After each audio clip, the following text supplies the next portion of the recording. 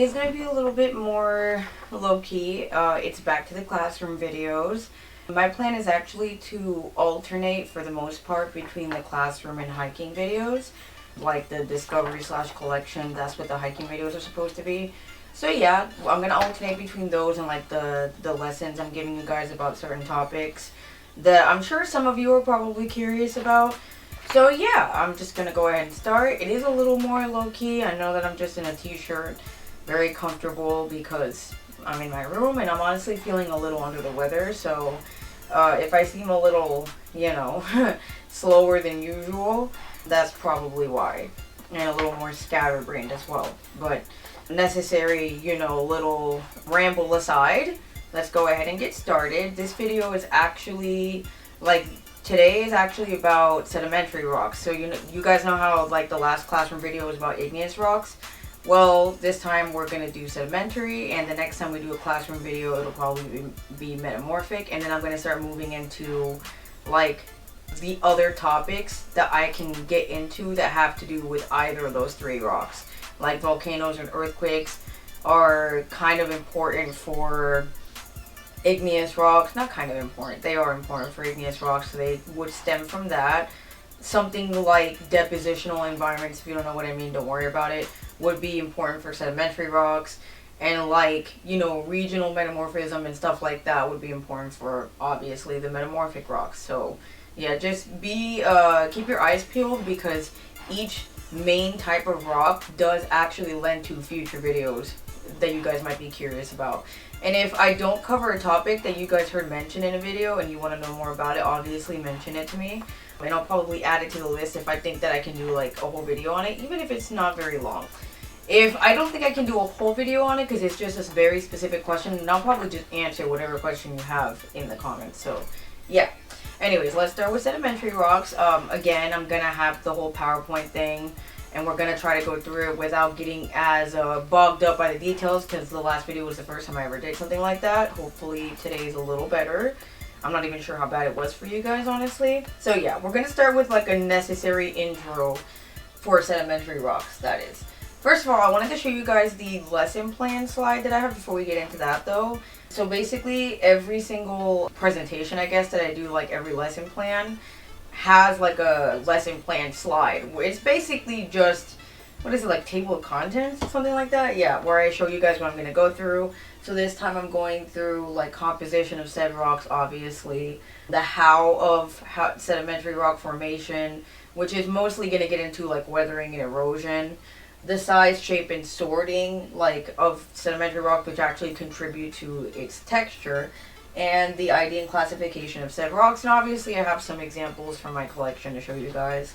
The necessary intro that I mentioned is the difference between the three main categories of rocks, because I want to be sure that you guys really understand and deep completely what I mean when I say certain things. So first of all, igneous rocks are formed from melted rock deep inside the earth. They have a magmatic origin.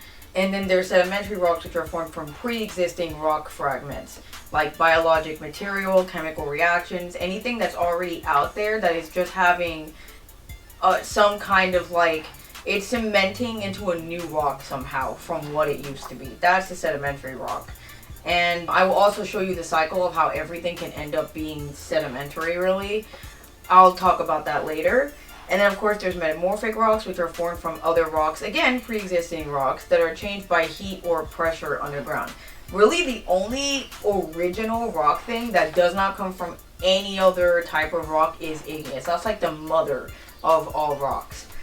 Now we're going on to slide 4 so I can show you guys the pictures of each type of rock. Obviously igneous and metamorphic are both volcanic, I guess you could say, rocks. They're both things that have to do with heat and pressure to be forming, and then sedimentary is the only one that doesn't need that to form. So that's the best way I can explain that. Obviously igneous and metamorphic rocks have specific, and even then between igneous and metamorphic, I should say, you can kind of tell the difference if you've started to figure out, if you really understand deep down what the difference is between igneous and metamorphic. You can kind of start seeing the differences when you look at the rocks. Metamorphic rocks tend to have a sign that there was some pressure or heat like that change the rock. Usually there's some foliation going on, unless it's like limestone, which doesn't have foliation at all. And that's where stuff like marble comes from, and that's why you don't see banded like color bands in marble. You might see different color spots in marble or something like that, but you won't see distinctive color foliation bands like you see in other non-limestoney rocks. So anyway, that's kind of like a little, a little aside. You guys don't need to know about igneous and metamorphic rocks for this video. We're going to be focusing on the third photo, which are sedimentary rocks, like your sandstones, your conglomerates, shale, chalk, limestone, and like the biologic rocks like coal and stuff like that. Okay, so now we're going to be moving on to slide 5, and we're going to talk about the first topic, which is the composition of sedimentary rocks. And there's also like a chart that I wanted to show you guys. So actually we're going to skip over to slide 6 really fast so you guys can see that. The things that are circled are what have to do with composition. You'll notice as well that sedimentary rocks are really categorized largely by their composition, like how, or rather by how they're formed, but it has a lot to do with composition. So yeah, I circled the composition part of the chart, and I also circled what that has to do with. You'll understand better later. I just wanted you guys to see the chart that I'm mostly working with and that a lot of geologists work with when they're identifying sedimentary rocks. Now back to slide 5. So sedimentary rock can either be inorganic clastic or chemically/organically formed rocks. Inorganic clastic basically just means that it's composed of fragments of like other rocks and minerals glued together in a matrix. They range in size and shape of the fragments, and they also range in composition of the actual matrix. Now, to kind of make sense of this, I'm going to explain a few terms, obviously. A matrix is just like the material that the rock is glued together by. So between the visible rock fragments, if you see like smoother material that's kind of holding it all together, that's the matrix. And that can also vary in composition. It can be organic. It can be just more of like physical stuff that's been glued together. It can be anything really. And those are like the brute strength type of sedimentary rocks, because basically they, quotation marks obviously, because it's not brute strength, but that's the best way I can explain it. It's basically just bigger rocks broken down and formed into smaller rocks. And then those smaller rocks can sometimes get glued together to form different rocks, where they may just be like a big piece of like, let's say conglomerate could have been broken down into smaller pieces of conglomerate. It doesn't really change the makeup or composition of the rock. Like the chemical signature isn't changed at all because it's not having a chemical reaction to its surroundings. It's basically just being broken down into smaller pieces. And that's inorganic clastic for you. Now, for the chemical and organically formed rocks, they're composed of grains that chemically react because of natural forces that are around it and its environment. Like it could be coming into contact with water, air, etc. And something about the composition of whatever it's coming into contact with affects certain things that have chemical reactions inside the rock. Or they could also be organically formed through the remains of like, once alive creatures. A lot of shells that you find on the beach, for every shell, first of all, had life in it at some point or was formed by a living thing. Let's just put it that way. That would be an example of like an organically formed rock, quotation mark, because shells are not rocks, but that's besides the point. So anyways, minerals like quartz, halite, gypsum, or dolomite can react with the environment chemically. And they can form, they form stuff like chert, rock salt, rock gypsum, dolostone. And then there's also the possibility of leftover biologic material, like precipitating as the water kind of starts to evaporate out, and that can form stuff like limestone from calcite, because calcite's something that reacts strongly with its environment. And then there's even more organic than that, like moving towards the organic specific one. It's like that has to do with like living creatures, is coal or like oil. Coal is obviously formed from carbon, and then oil is formed from clay or kerogen. Let me go ahead and take off that notification because, I have a group chat. Sometimes I get messages. Anyway, so yeah, that's how that stuff works. And it's basically the makeover type of sedimentary rocks is how I would describe it in comparison to the inorganic clastic ones. The minerals react to the environment, like I said, in certain crystals like quartz, halite, etc. Or it could be leftover dead stuff affected by and affecting the environment. I think that was redundant. I didn't need to read this slide because I have all my notes in the lesson plan. Now we're on to slide 7. So another obviously quick aside, because now we're going into the source and origin of like, etc., like how the sedimentary rocks actually form, how this happens. Without the weathering and erosion of exposed igneous or pre-existing sedimentary or metamorphic rocks, like without the weathering and erosion of rocks that already exist on the surface, sedimentary rocks would not exist. They have to be exposed to some kind of surface like process to become sedimentary. Think of the categories of rocks as like a cycle of life for glued together particles of rock. So obviously, like I mentioned before, igneous rocks are the mother of rocks. They can become sedimentary due to weathering and erosion. Igneous rocks can also go right to metamorphic rocks and later on can become sedimentary rocks. That actually is a process that happens a lot. I don't know why I said can. That does happen a lot. Sedimentary rocks can become other sedimentary rocks due to either physical or chemical weathering and erosion. Sedimentary rocks can become metamorphic rocks. Sedimentary rocks can become metamorphic rocks and then go back to being sedimentary. And metamorphic rocks, from jump can become sedimentary rocks.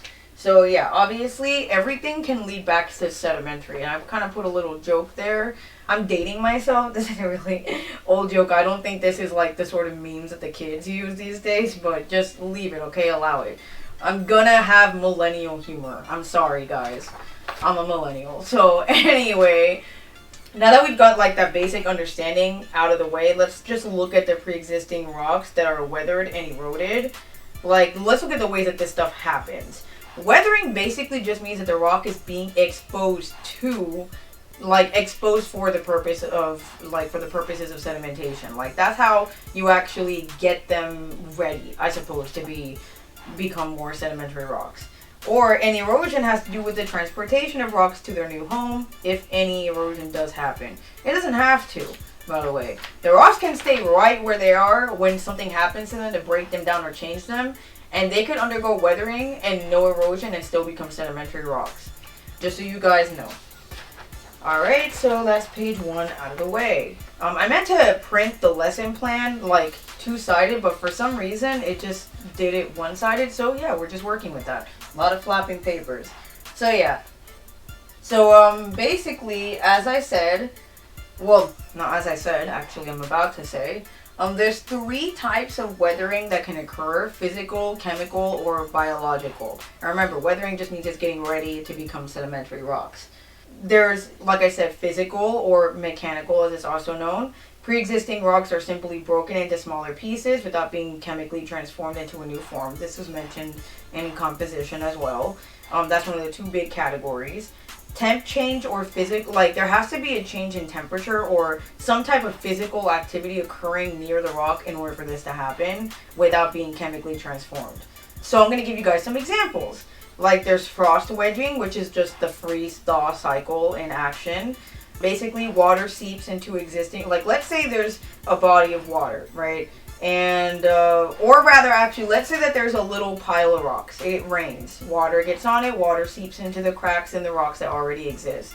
Then, once, the temperature drops, that water solidifies because it becomes ice. And as water, becomes colder, it expands. So the rocks start to crack and become bigger, and the water gets in deeper. You know what I mean?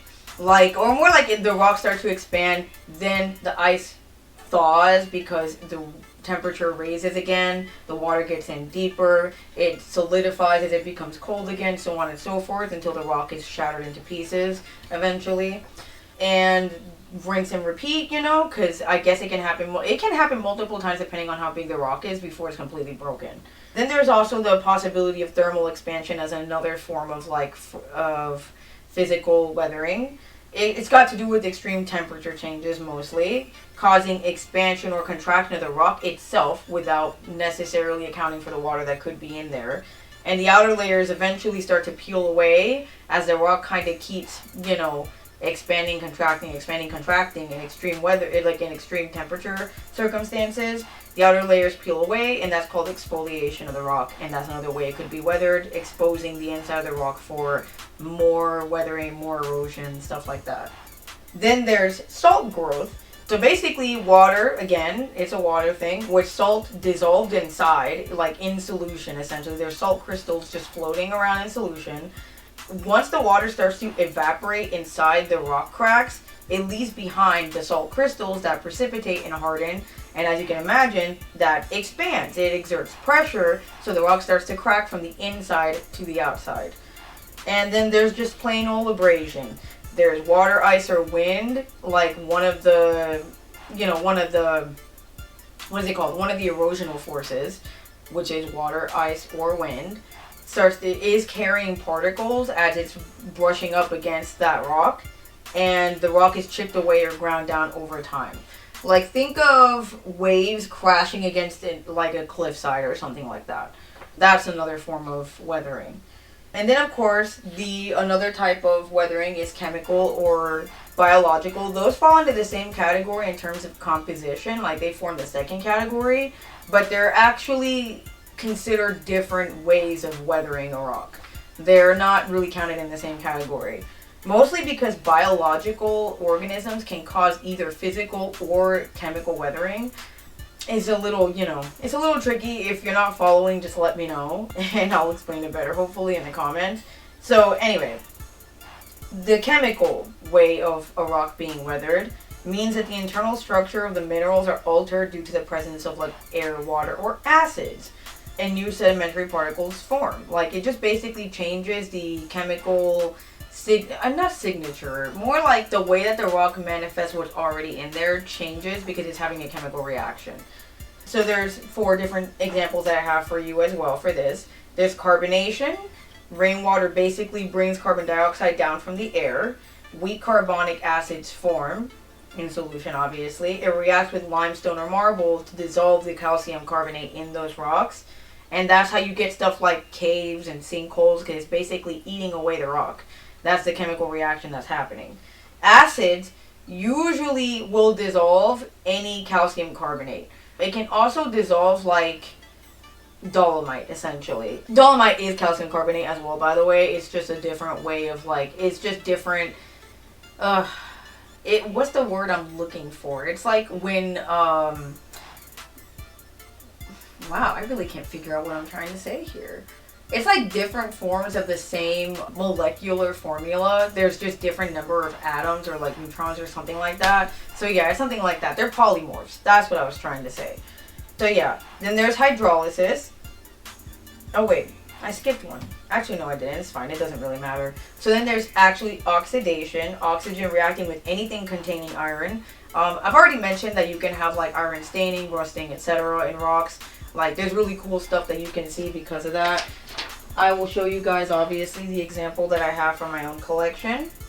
That's very strong iron staining. Like the red, if you see red in a rock that doesn't have, I guess, really any type of, what am I trying to say here?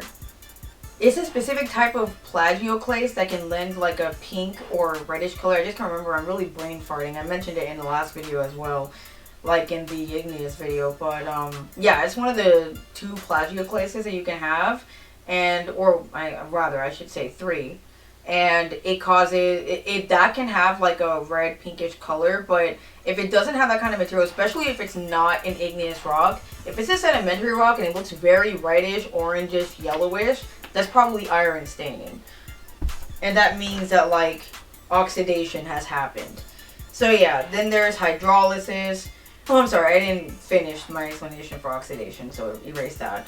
So yeah, anyways, aside from the color, it actually does cause the rock structure to weaken over time as well, so note that. Those of you guys who work with who have any knowledge of what rust does to metal probably already know that. Of course, then there's hydrolysis, finally. I keep trying to jump ahead there. The water reacts with silicates like feldspar, and the rocks get all soft and crumbly and become clay material. That's how clay is formed. And then there's dissolution, which is just water-soluble minerals like halite or gypsum dissolve in the surrounding water. So let's say there's a rock, and it happens to have halite, gypsum, something like that. Water gets in or around it, And that causes those minerals to kind of like dissolve inside the water and be swept away, leaving voids in the rock where those minerals used to be, which can be filled by something else or can be left empty. That's another form of chemical weathering. And then of course there's biological weathering, the third type, which is just living organisms like plants, animals, or microbes, because that microbes do count, by the way. Cause either physical or chemical weathering. Like I said, there's such a thing called root wedging, which is where the roots basically act like water in a rock crack.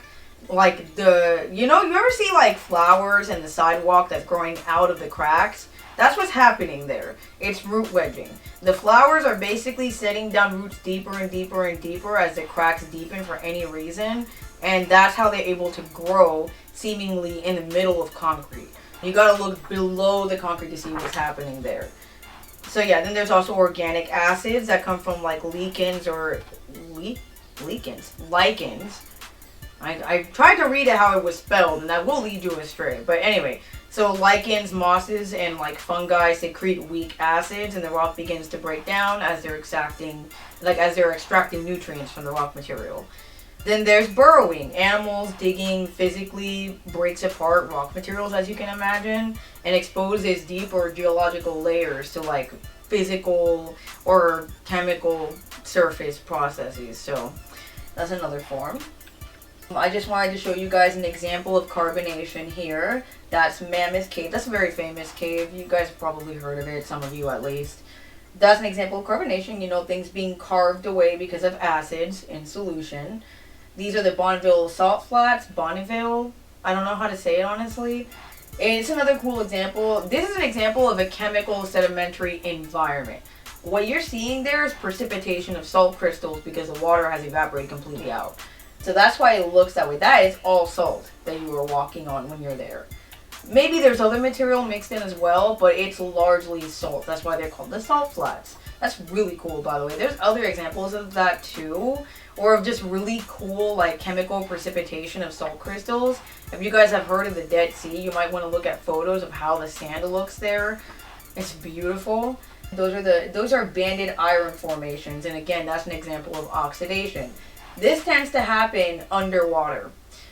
I don't understand the full mechanics behind how this happens. I can't remember exactly what it was that I learned about them, but they're pretty cool, honestly.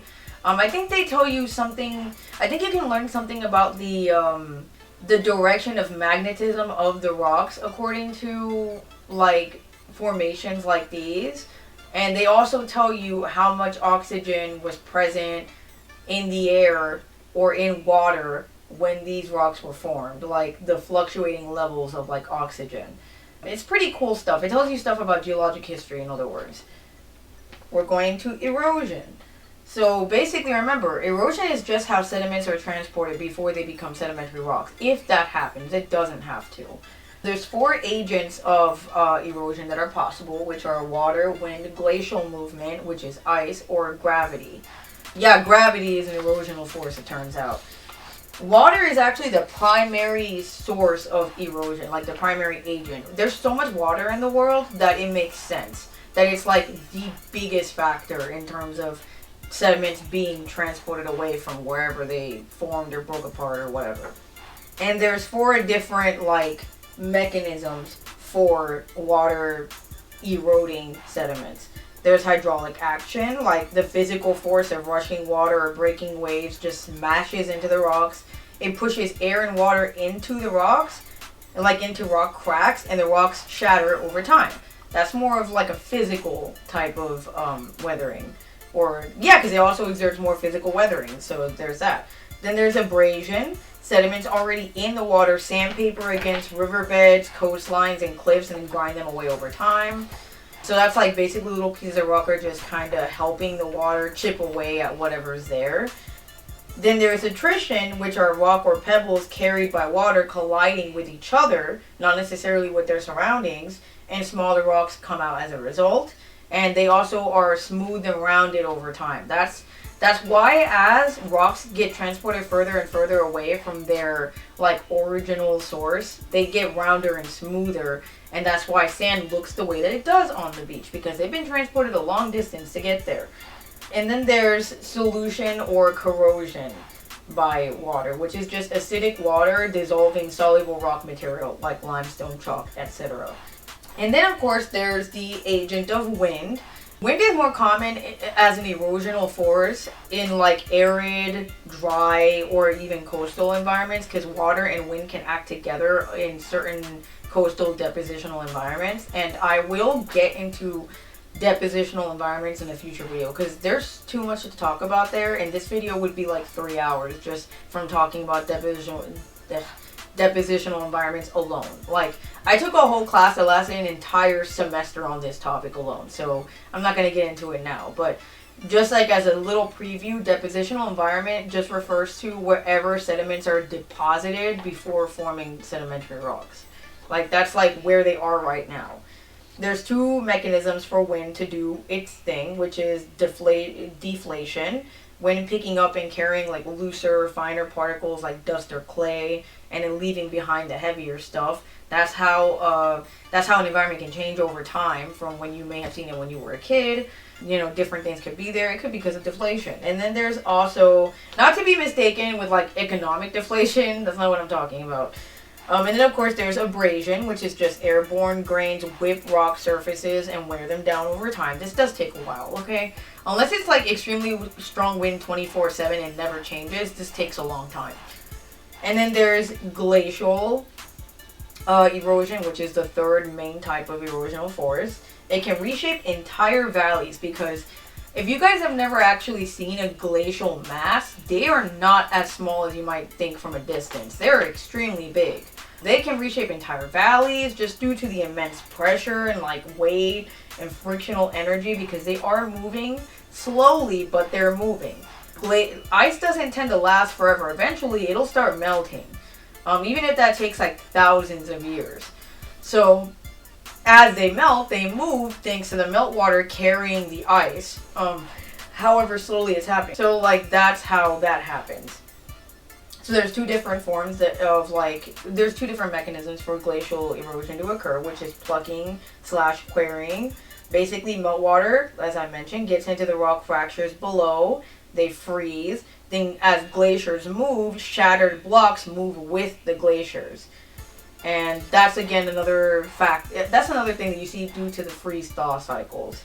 And then of course there's abrasion. As the rock or debris trapped along the bottom of the glacier scrape and carve out, like as they move, as the glacier body moves, the rocks that have like formed at the bottom, you know what I mean, kind of scrape along the bottom of like the actual dirt that it's moving over, and they kind of carve out deep grooves into the rocks below that. So, and then the fourth form of wow, I'm really blanking on words. Words are hard, guys. So yeah, there's those three so far I've already mentioned in my other, I think I've already mentioned once in my other slides, which are water, wind, and ice. Then there's the fourth agent of erosion, which is gravity. You might not have expected that, honestly, but yeah, gravity does matter in terms of how rocks do things.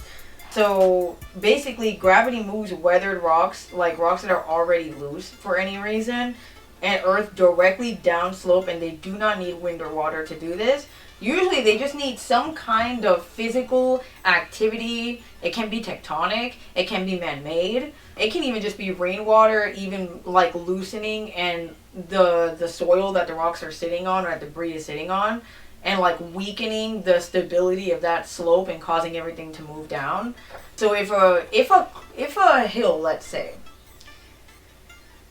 like, you know, when you're driving down a road, right, if any of you guys drive, and sometimes you pass like certain slopes of rock that are kind of precariously held in place, they just exist there, like you're passing a cliff or something like that, or a hill, and like that stuff, if you've ever thought, that doesn't look like that's gonna stay there for very long, like I wonder how they managed to get it to stay like that. Sometimes it doesn't. Sometimes just a storm alone can cause all that to basically come crashing down if the slope wasn't that stable to begin with. Slope stability is another topic that I could get into for a future video, but honestly it would be a pain in the butt to explain because there's a lot of math involved. So just let me know if any of you guys are interested in like hearing more about that, but that's neither here nor there. That's more of an engineering geology thing that they have to worry about. Yeah, because there's also engineering cuts into geology. Or rather, geology cuts into engineering. Because you can't just engineer things without caring about what's around you, it turns out. You know? Anyway, there's such thing, like the two, major forces of like gravitational erosion are either soil creep or landslides slash rock falls slash all that other stuff that falls into that category.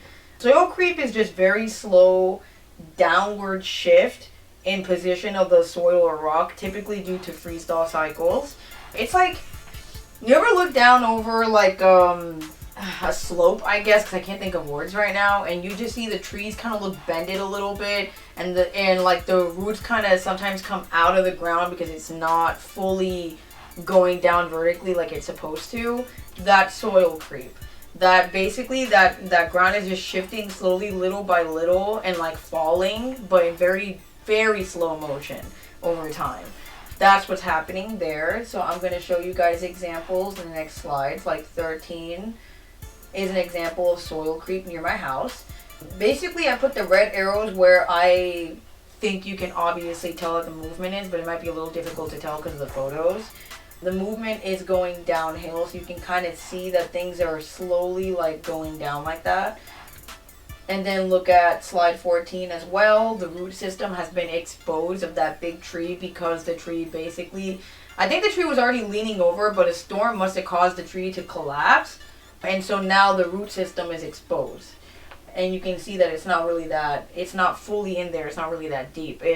If like strong storms keep happening, that tree is probably going to fall downhill, I would imagine. So yeah. Anyway, as I was saying, back to slide 12, so that these guys can see the last type of gravity movement, which are landslides or rock falls, rapid, sudden downward movements of loose rock, soil, and other debris. Like, so basically, soil creep is the slow gravitational erosion, and then rock falls and landslides are quick gravitational erosion, and that's usually caused by like tectonic movement or other natural disasters, human activity, rain, etc. I could also do like a video on different types of mass movements, but it's probably not going to be that long because there's not a whole lot to say on the topic. There's just different types of ways that stuff can fall down and ruin your life, I suppose, depending on if you're in the wrong spot when it happens. Also, this whole slope stability slash danger of rockfall and landslide is the reason that when mines are formed, like when mines are, done, when someone is mining, wow, I can't talk. Sometimes you'll see, like if you guys have ever seen a mine, you might notice that they're kind of like built at a like a staircase type way, like kind of moving in as they move deeper into like where they're interested in mining. It doesn't just go straight down because that would be an extremely unstable slope and you could get a lot of people killed that way. They kind of step it down because then that's causing more of a stable slope, because if something happens to like fail at a certain level, that doesn't mean that every other level afterward is going to suffer. And also, if you do the step, like the staircase thing correctly, if you do proper math, if you get engineers to really figure this stuff out, you probably won't have any kind of slope failure at all. A lot of people like to cut corners though, because doing things the right way costs money, guys. Okay? And so one of the lessons I'm going to give you about life and human nature is that a lot of people do not want to do things the right way because it would cost them too much. So they try to cut corners. And that's why you have disasters sometimes causing way more damage than they needed to cause, because buildings weren't built correctly or according to code, or certain mines weren't done correctly according to code, because the mine owners didn't feel like spending that much money and the ones who pay for it are the miners. Stuff like that happens because it costs a lot of money to do things correctly and to take your environment into consideration. Unfortunately, though, if you don't want to be constantly sued for unsafe work environments or unsafe living conditions, you might want to do the work correctly. You might want to pay attention. Believe me, if you even have a slight hint of conscience, the money it'll cost you is going to be the least of your concerns. So it's really not a joke. People could die if you don't do things correctly. Not to get too serious on you, but yeah, slope stability is not a haha, maybe we'll consider it thing. Okay? Anyway, moving on after that little lecture. I don't know why I said that to you guys, but you know, maybe someone needs to hear it. So now we're getting into like the texture of sedimentary rocks. There's different factors that go into the texture of sedimentary rocks. And what I mean by the texture is just how the rock feels in your hand, aside from just its composition. That stuff is like that specific category of identification is affected directly by the size, shape, and size, shape, and sorting of grains. So I'll get into that, obviously. The shape can range from angular to very well rounded. Just so you guys know. That just means, it means exactly what it says on the tin. It's very straightforward. I'm going to show you guys an example on slide 16. On the lower right image, you can see exactly the shape of the types of rocks that you're looking at, like how they can look like a range of it. They range from angular to rounded, obviously, and like you can see from left to right, it's either angular, it goes from angular to rounded from left to right, Jesus Christ. And sphericity basically means like the actual, I think that has to do with the actual rounding shape, and then angular to rounded has to do with all the edges of a rock. So yeah, high sphericity, very rounded. At the top right corner, you can see that's like more of a river rock, smooth type texture. And then at the very opposite end, low sphericity and very angular, you see stuff that you might see in a breccia, for example, like very angular, very sharp looking. Those are the rocks you can probably hurt yourself with a lot easier if you happen to fall on, something like that. And now back to slide 15. So the sizes of like inorganic clastic rocks can range from clay, which are very small particles, to silt, which are like the next bigger particles, I guess I should say, to sand, which are sugary, gritty, and those can actually reach a size of 2 millimeters. It has a wider range for the sand category than for clay, silt, or anything higher. I lied actually, because pebbles, cobbles, and boulders have a bigger range. Anything after sand has a really big range for how big it can be. It can range from bigger than 2 millimeters, which is pretty small, to like meters in size. So yeah, like a pebble this big, not a pebble, sorry, like a cobble this big, I would say, like if you hold it like this, right, is in the same category in terms of size as like a big boulder that you might see in a boulder field. So just keep that in mind.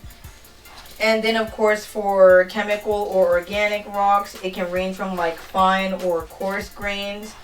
In the chemical, like specific, what am I trying to say here? So in the chemical category, it can range from like fine to coarse material, which is just very small to kinda not much bigger, honestly, for coarse stuff. And then it can range, for calcite specifically, it can range from microscopic to coarse. Again, still pretty small, but it gets even smaller than for chemical rocks because it can be microscopic. And then for bioclastic material, it tends to be like more clay size. That tends to be more uniform in size. It's very small because, you know, biological material is pretty small, honestly. And bioplastics is basically like oil, coal, stuff like that. And then, you know, that's for that category. So I'm going to show you guys slide 17 at this point then. And that is basically the Wentworth scale grain size like chart. It basically shows you all the ranges of rock size that you can have, or sediment size I should say. It ranges from clay to like boulders and cobbles. This is showing you like more physical / inorganic, like inorganic clastic rock size specifically. So yeah, you guys can see that. You can look at it. You can pause here if you want to zoom in. It's a pretty interesting scale. Again, it's called the Wentworth scale. You can look that up yourself if you're interested. And then back to slide 15 for the last thing that affects the texture, which is sorting of grains. It's basically a major contributing factor to the texture of the rock, because basically the sorting of the rock has to do with like the variation I should say, in size of all the particles within one rock. So it can be either it can range from like poorly sorted, like very poorly sorted, to very well sorted. And what that basically means is that like very poorly sorted rocks tend to fall in the angular category, and then very well sorted rock tends to be more in the rounded, like sandstone type rocks. And again, I'll show you guys slide 16 so you can see what I'm trying to say here. Well sorted, all the grains in the rock are around the same size, essentially. There's not like random tiny little pieces of rock mixed in with huge pieces, mixed in with medium pieces like you might see in a poorly sorted rock. The other example right next to it. Then from there, we're going back, now we're going to slide 18, which is the last slide here, well, aside from 19. And again, I just have the chart up there for you guys to see of how we actually classify sedimentary rocks. And you can see the grain size is right next to the composition, because that's one of the key identifying features. In terms of like where sorting falls in, it tends to fall in with like grain size, but it's also a factor of composition. So, you know, because certain material dissolves or disappears, like for example feldspar, than other materials like quartz, and that might have to do with how the rock is sorted. So yeah, basically the way that sedimentary rocks are classified or ID'd have to do with composition and texture of the grains. And then we're pretty much done for today. Thank goodness, I am not feeling that well. So basically I will be doing future videos on like depositional environments, strat, which is basically sedimentation, stratification, like how these rocks actually, you know, form the layers that they do to make up our earth, like our Earth's crust. Geologic history, because that goes into geologic history. And mass movements, which are gravitational, remember, type of erosion. For you guys, for your homework for today, since I'm feeling kind of low-key, you can just look up awesome caves, honestly. You can look at photos of caves, that's never boring. Better yet, you can actually go visit one carefully, though. Especially if you've never visited a cave before, I wouldn't recommend going to a virgin cave. And by a virgin cave, I mean one that hasn't been mapped out and made safe for people interested in exploring. You know what I mean? Like, if there's no walkways or anything like that, there's not really any light structures, it's just there naturally as nature intended, you might want to be more careful with those. I would recommend, if you've never been to a cave before, start with caves that do tours. That way you can get more comfortable with how, especially if you're claustrophobic, don't go to a virgin cave, okay? That's going to be a nightmare for you. And if you want to spook yourself, you can look up sinkholes. And if you guys want me to do a whole video on sinkholes, I definitely will, because they are scary, scary things, honestly, but they're also very interesting as to how they work. And yeah, there are different kinds of sinkholes, believe it or not. And with that disturbing thought, I'm going to leave you guys for today. Thank you for coming by as per usual. I hope you learned something. And as usual, stay curious.